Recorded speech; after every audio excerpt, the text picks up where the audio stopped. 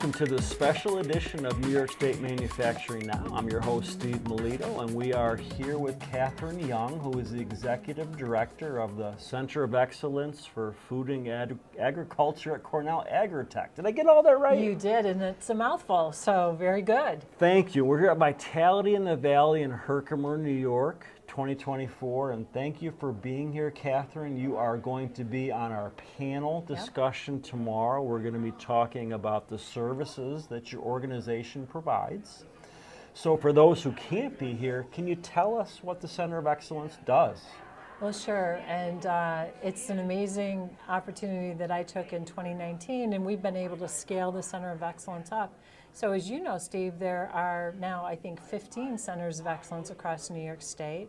They just added one, and they were started around 2005, and the reason that the legislature and the governor at the time started the Centers of Excellence was to help with commercialization of all the research, innovation, technology that's happening on college campuses and universities all across New York. And as you know, we have such tremendous colleges and universities. And so other states were getting their commercialization going better than New York at the time. And so the Centers of Excellence are focused on getting that out into the marketplace, growing the New York State economy, getting that innovation out there. And so when you think of Cornell University, you think of a lot of great things, but you do think of global excellence in the food and agriculture space. So I grew up in a dairy and grains farm in Livingston County, and my dad was a Cornell graduate, and so this is very special from that aspect. But Cornell has been such a tremendous asset and resource for the agriculture industry in New York State for a very long time. For sure. Really since the mid-1800s. So we're focused on helping scale up entrepreneurs, startups, existing food, beverage, and agriculture technology companies in New York State. So we provide business mentoring.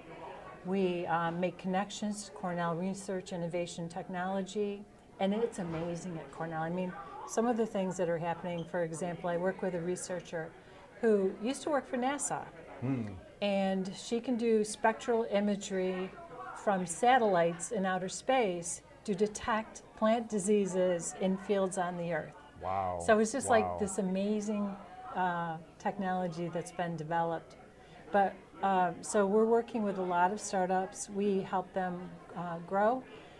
And our motto is push, pull, grow. So when I tell a company we're going to push you, we're going to pull you, we're going to grow you, it may sound like, maybe the torture rack.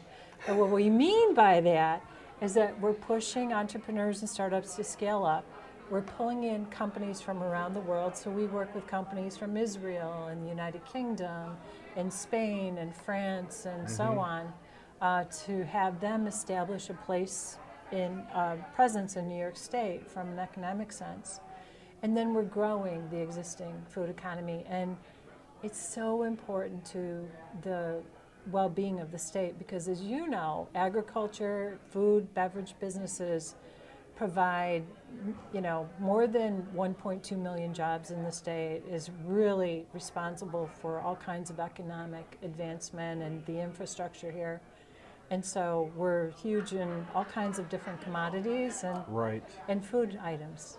Good. I think aside from the fact that we all need to eat, one of the things I saw about food during COVID was people at home wanting to start their own business. Oh, we saw it too. You saw it too? Yes. Was it hard during COVID? We talked about this a little bit before. It must not have been easy to get these folks the services that they needed.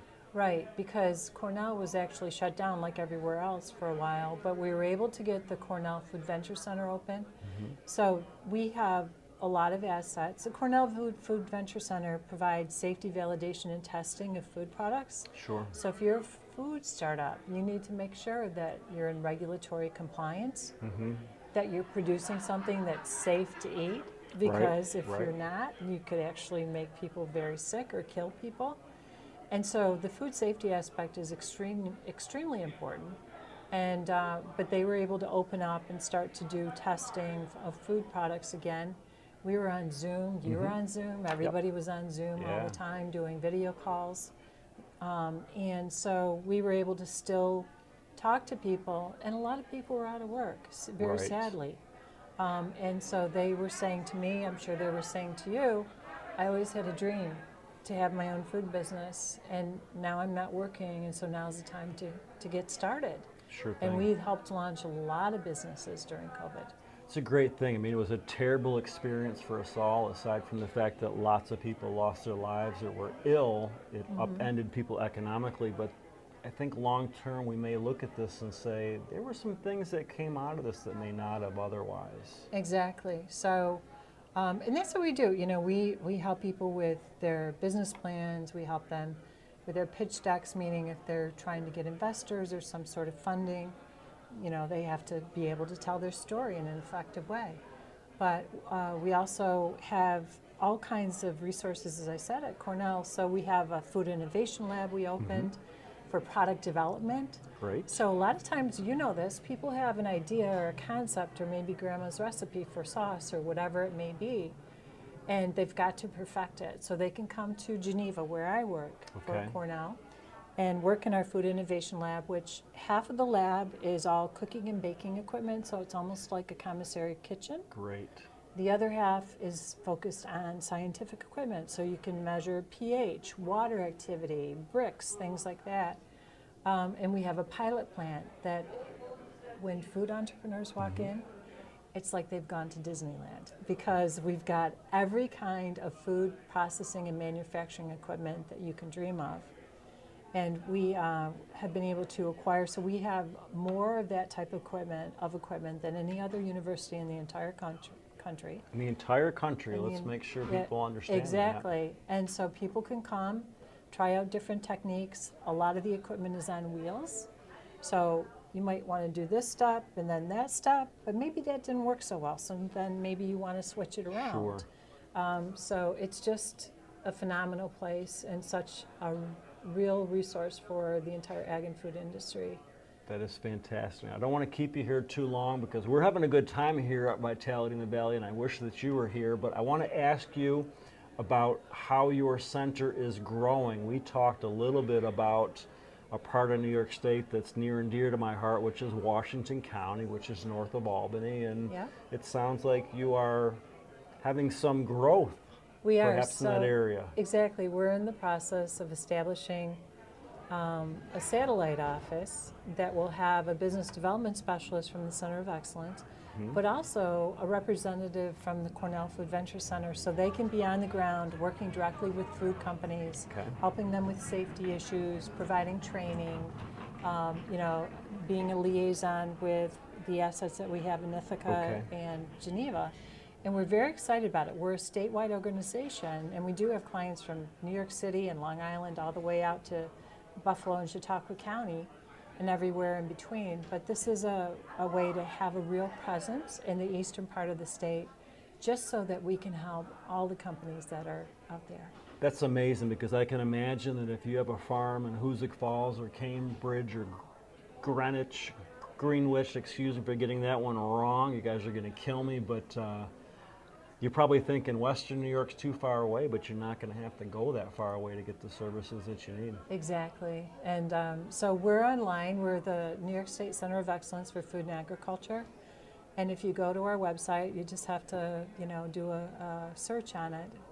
And you can go to our website. You can contact us through there. And we'd love to hear from entrepreneurs and startups and food companies, and you know, because we do a lot of training and other things too. Sure. So we just want to make sure that we're helping the industry grow in New York State. Okay, good. So if you're a startup and an entrepreneur, that is your invitation from Kathy Young herself from the Center of Excellence, Cornell Agritech, Food and Agriculture. Kathy, thank you for being with us. Thank you, Steve. It's great. And thank you to your audience. Hey, welcome back to New York State Manufacturing Now. This is Steve Melito. We're at Vitality in the Valley at Herkimer College in Herkimer, New York, and we are here with Tina Douglas from Old Homestead Farm. How are you? Very good.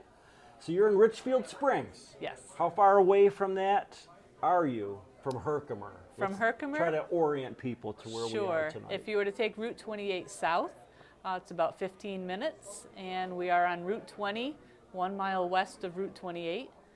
And we've been there about 8 years. Prior to that, we had a dairy farm. And so now we're raising beef along with my 2 sons.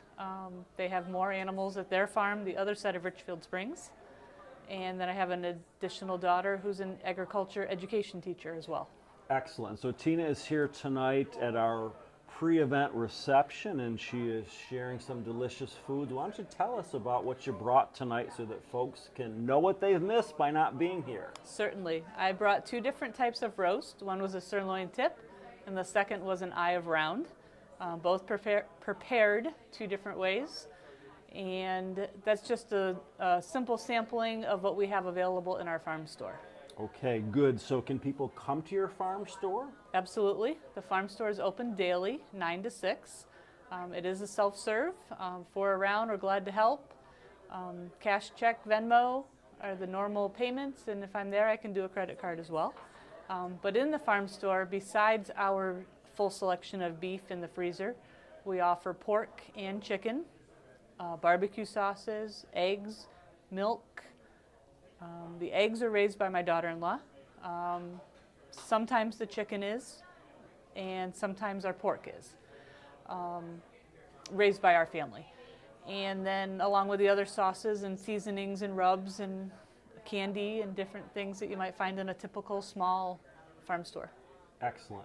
So I haven't told you this yet, but I'm a farmer, or at least a wannabe farmer. I've got chickens and bees, and I raise shiitake mushrooms.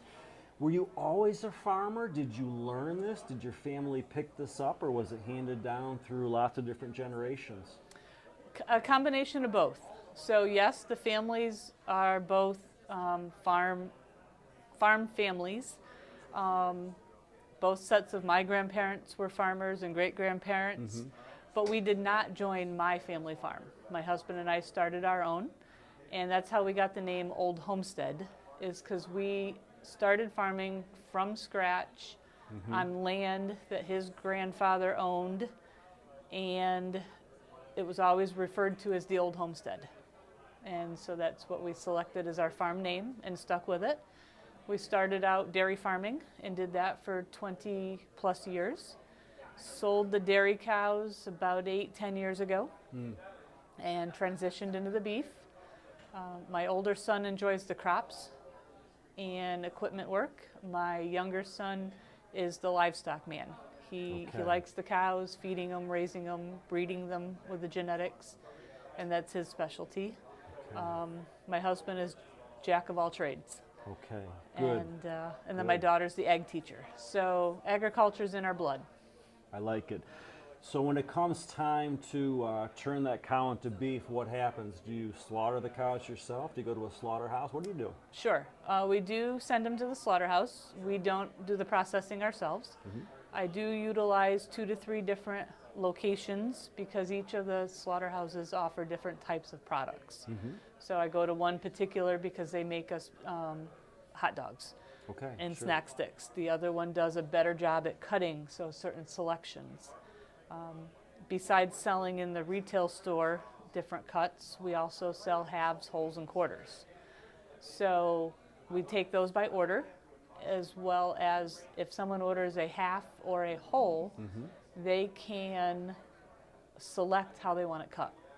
If they want more steaks, if they want roasts, if they want a 2-pound roast or a 5-pound roast. Sure. Ground beef or patties. So by paying and buying that half or a whole cow, they also earn that ability to select what they want. Great. And how far away do your customers come? Well, in all honesty, we have some folks that travel from New Hampshire just for our beef. Okay. We also do a harvest host program on the farm. Okay. So it's where someone does RV camping, and in exchange for the overnight stay, they support the business that they're staying at. And these folks came 3 years ago and have now been back each year since, and become family friends as well. Oh, that's great. But for the most part, our clientele is local, those that are traveling Route 20, Route 28 in the neighborhood. Events like this is really my goal, was to network, get our name out there, let more people know that we're here. There's a lot of people that travel Utica to Cooperstown, Right. and we're halfway. It's a Right. great opportunity. And so this event was to try to reach more people. Good, and I'm hoping that we're going to do that with this in part. And is there a way for people to find you online? Absolutely. I keep it simple. We just are on Facebook under Old Homestead Farm. And I should also add, my husband and son have a residential construction business, Okay, give them a shout out if you like. and that's called Farm Boys Construction, Farm Boys BOYZ. Okay, good. And so both companies are on Facebook. And as far as email and phone or text would be the best way to reach myself directly.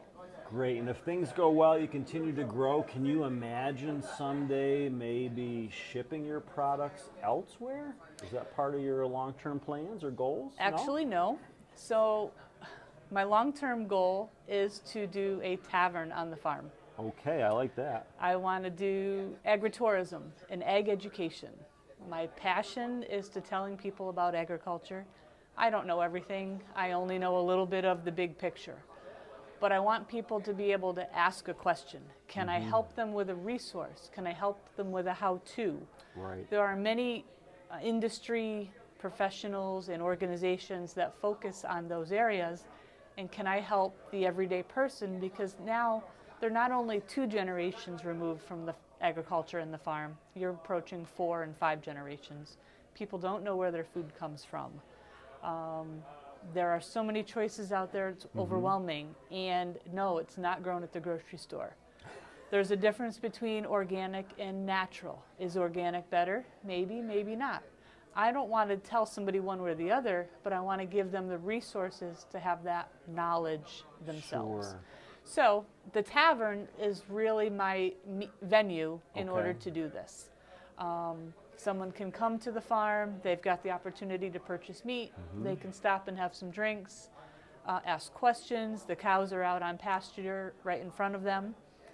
And in the meantime, we'll have special events that feature our meat and other local farm meat. It's a traditional farm to table, which has become a real buzzword. It sure has. So that's kind of my goal, is to be able to set up that kind of venue. Okay. And in that case, we could utilize all of our meat products in that source and maybe put it on the table every day rather than special events. We're not there yet, but that's a goal that we have. Great. And last question, grass-fed or grain-fed? What's your thoughts about the best way to get beef? Grain-fed. Our cows are all fed corn silage. Okay, very good. There you have it. So we're with Tina Douglas, Old Homestead Farm, Richfield Springs, New York. You can find them on Facebook. Come on up upstate and check them out.